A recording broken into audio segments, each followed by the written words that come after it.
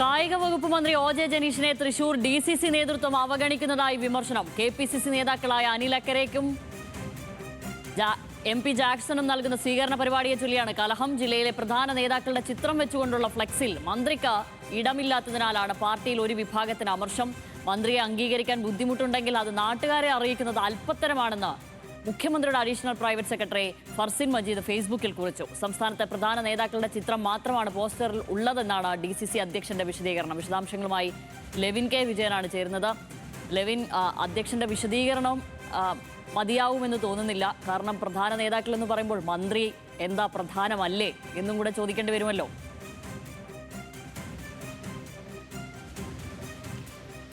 ഷാമിലി, അങ്ങനെ തന്നെയാണ്. കോൺഗ്രസിന്റെ ഉള്ളിൽ പ്രവർത്തകർക്കിടയിൽ, യൂത്ത് കോൺഗ്രസ് പ്രവർത്തകർക്കിടയിൽ അതിശക്തമായ വിമർശനമാണ് ഈ വിഷയത്തെ ചൊല്ലി ഉണ്ടായിരിക്കുന്നത്. ഇന്നാണ് ഈ പരിപാടി നടക്കുന്നത്. ചേംബർ ഓഫ് മുനിസിപ്പൽ അസോസിയേഷൻ ഭാരവാഹിയായിട്ടുള്ള ഇരിങ്ങാലക്കുട മുനിസിപ്പാലിറ്റിയുടെ ചെയർമാനും KPCC സെക്രട്ടറിയുമായിട്ടുള്ള MP ജാക്സന്റെയും അതോടൊപ്പം തന്നെ പഞ്ചായത്ത് അസോസിയേഷൻ പ്രസിഡന്റായിട്ടുള്ള അനിൽ അക്കരയുടെയും സ്വീകരണ പരിപാടി ഇന്ന് തൃശൂർ DCCയിൽ നിശ്ചയിച്ചിട്ടുണ്ട്. മുതിർന്ന നേതാവ് VM സുധീരനാണ് ആ പരിപാടി ഉദ്ഘാടനം ചെയ്യുന്നത്. ആ പരിപാടിയോടനുബന്ധിച്ചുകൊണ്ട് DCC ഓഫീസിന് മുന്നിൽ സ്ഥാപിച്ചിരിക്കുന്ന ഫ്ലെക്സിനെ ചൊല്ലിയിട്ടാണ്, അല്ലെങ്കിൽ ആർച്ച് രൂപത്തിലുള്ള ബോർഡിനെ ചൊല്ലിയിട്ടാണ് ഈ വിവാദം ഉണ്ടായിരിക്കുന്നത്.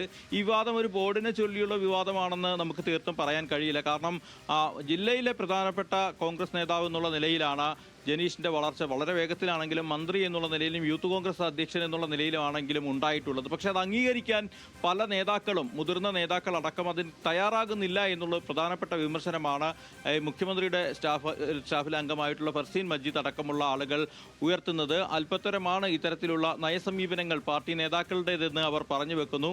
വ്യക്തിയെ ഒറ്റപ്പെടുത്തി പാർട്ടിയെ ദുർബലപ്പെടുത്താനുള്ള നീക്കങ്ങളാണ് ഇതിന് പിന്നിലെന്നുള്ള ആരോപണവും സോഷ്യൽ മീഡിയയിലടക്കം ശക്തമാണ്. യൂത്ത് കോൺഗ്രസ് പ്രവർത്തകർ ഇക്കാര്യത്തിലുള്ള വിയോജിപ്പ് രേഖപ്പെടുത്തിക്കൊണ്ടാണ് മന്ത്രിക്കെതിരെയുള്ള അവഗണനയെ സംബന്ധിച്ചുകൊണ്ട് കുറിപ്പുകളും മറ്റും പങ്കുവച്ചിട്ടുള്ളത്. ഇത് സംബന്ധിച്ച് KPCC AICC നേതാക്കൾക്കും ഒരു വിഭാഗം നേതാക്കൾ പരാതി അറിയിച്ചതായിട്ടുള്ള സൂചനകളും നമുക്കുണ്ട്.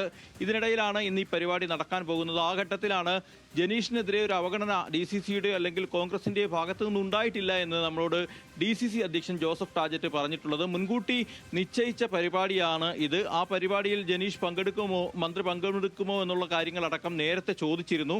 പക്ഷേ അദ്ദേഹത്തിന് സൗകര്യക്കുറവുണ്ടായിരുന്നു. അതുകൊണ്ടാണ് ആ പരിപാടിയിൽ അദ്ദേഹം പങ്കെടുക്കാതിരിക്കുന്നത്. പരിപാടിയിൽ പങ്കെടുക്കാതിരിക്കുന്ന ഒരാളുടെ ഫ്ലെക്സ് ഈ ബോർഡിൽ വെക്കുന്നത് അത് പരമ്പരാഗത രീതിയിൽ ഭാഗമല്ല എന്നുള്ളതും DCC അധ്യക്ഷൻ പറയുന്നു. മാത്രമല്ല, പ്രധാനപ്പെട്ട നേതാക്കൾ, സംസ്ഥാന തലത്തിലും ദേശീയ തലത്തിലും നിൽക്കുന്ന പ്രധാനപ്പെട്ട നേതാക്കൾ, മുഖ്യമന്ത്രി അടക്കമുള്ള ആളുകളുടെ ഫ്ലെക്സുകൾ മാത്രമാണ് ഈ ഇതിൽ വെച്ചിട്ടുള്ളത്. പിന്നീടുള്ളത് ജില്ലയിലെ പ്രധാനപ്പെട്ട നേതാക്കൾ, ഉദ്ഘാടകൻ തുടങ്ങിയ ആളുകളുടെ ചിത്രങ്ങൾ മാത്രമാണ്. അല്ലാതെ മന്ത്രിക്കെതിരെ ഒരു അവഗണന കോൺഗ്രസിന്റെ ഭാഗത്തു നിന്നും ഇക്കാര്യത്തിൽ ഉണ്ടായിട്ടില്ല എന്നുള്ളൊരു വിശദീകരണമാണ് DCC അധ്യക്ഷൻ നൽകുന്നത്. ഏതായാലും ഇതൊരു ഒറ്റപ്പെട്ട സംഭവമോ ഒരു ഫ്ലെക്സിനെ ചൊല്ലിയുള്ള വിവാദവുമോ അല്ല.